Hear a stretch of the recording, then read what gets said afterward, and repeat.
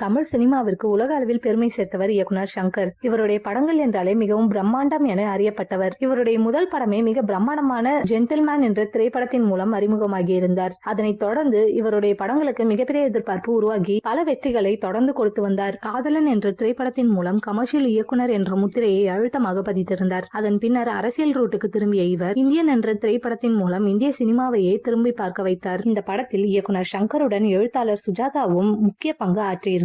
இவர்கள் கூட்டணியில் அடுத்தடுத்து வெளியான ஒவ்வொரு படங்களும் மிகப்பெரிய வெற்றி பெற்று தமிழ் சினிமாவை அடுத்த கட்டத்திற்கு கொண்டு சென்றது. இவர்கள் கூட்டணியில் வெளியான இந்தியன், முதல்வன், பாய்ஸ், அந்நியன், சிவாஜி, எந்திரன் போன்ற அனைத்து படங்களும் மெகா ஹிட் அடித்திருந்தன. அதன் பிறகு எழுத்தாளர் சுஜாதா 2008ஆம் ஆண்டு காலமாகினார். அதனைத் தொடர்ந்து இயக்குனர் சங்கர் இயக்கிய 3 Idiots படத்தின் ரீமேக் நண்பன் மட்டுமே வெற்றியை பெற்றிருந்தது. அதன் பிறகு வெளியான திரைப்படம் வசூல் ரீதியாக தோல்வியை தழுவியது. அதனைத் தொடர்ந்து சூப்பர் ஸ்டார் ரஜினிகாந்துடன் எந்திரன் 2ஆம் பாகம் உருவாக்கியிருந்தார். 800 கோடிக்கு மேல் வசூல் செய்திருந்தாலும் தயாரிப்பு நிறுவனத்துக்கு லாபத்தை கொடுக்கவில்லை. இந்த நிலையில் சமீபத்தில் 6 ஆண்டுகள் கடுமையாக உழைத்து வெளியான இந்தியன் 2ஆம் பாகம் திரைப்படம் மிகப்பெரிய தோல்வியை பெற்றது. தெலுங்கில் ராம் சரணை வைத்து இயக்கிய கேம் சேஞ்சர் திரைப்படமும் விமர்சன ரீதியாக பெரிய அளவில் வெற்றி பெறவில்லை. இதனால் அடுத்து இந்தியன் 3ஆம் பாகம் வெளியாக இருக்கிறது. இந்த படத்திற்கு அந்த அளவிற்கு எதிர்பார்ப்பில்லை. மீண்டும் பெரிய ஹீரோவுடன் இணைந்தால் மட்டுமே சங்கர் தன்னுடைய வெற்றியை மீண்டும் பதிவு செய்வார் என கூறப்படுகிறது. தற்பொழுது தமிழ் சினிமாவில் ரஜினிகாந்த், விஜய், கமல்ஹாசன் மூவரும் சங்கருடன் இணைய வாய்ப்பில்லை. இதனால் அஜித்குமார் மட்டுமே தற்பொழுது உச்சத்தில் இருக்கும் நடிகராக இருக்கிறார். இவருடன் இணைந்தால் சங்கர் மிகப்பெரிய வெற்றியை கொடுப்பார் என்பதில் சந்தேகமில்லை. இவர்கள் கூட்டணி பலமுறை இணைய இருந்தும்